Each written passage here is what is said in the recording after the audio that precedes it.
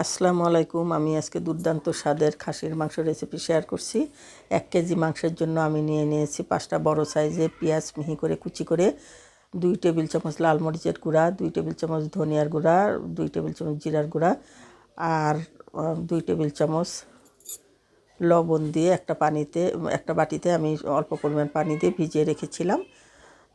আদা পেস্ট দিয়েছি 1.5 টেবিল চামচ, রসুন পেস্ট 1.5 টেবিল চামচ, গরম মশলা হিসেবে দিয়ে দিছি 2 টুকরো দারচিনি, 2টা তেজপাতা, 4টা সাদা এলাচি, 4টা কালো এলাচি, স্টার মশলা 3টা, লবঙ্গ দারচিনি 5-6টা করে দিয়ে মশলাগুলোকে সব একসাথে করে ভালোভাবে আমি এটাকে কষিয়ে নিয়েছি।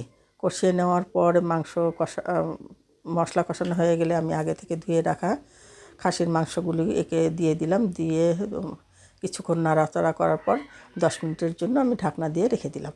যখন গায়ের পানিগুলো বের হয়ে আসলো তখন এটাকে খুব ভালোভাবে ভুনাতে হবে। ভুনাতে যখন গায়ের পানিগুলো সব শুকিয়ে যাবে, এর মধ্যে সিদ্ধের জন্য আমি দিয়ে দিলাম 2 কাপ পরিমাণ পানি। আর মশলা কষানোর সময় আমি একটা ছোটো কাপের 1 কাপ তেল দিয়ে মশলাগুলোকে ভুনিয়ে নিয়েছিলাম। তো যখন গায়ে সব তেল উঠে আসলো, এর মধ্যে জিরার গুঁড়ো দিয়ে নামিয়ে নিই।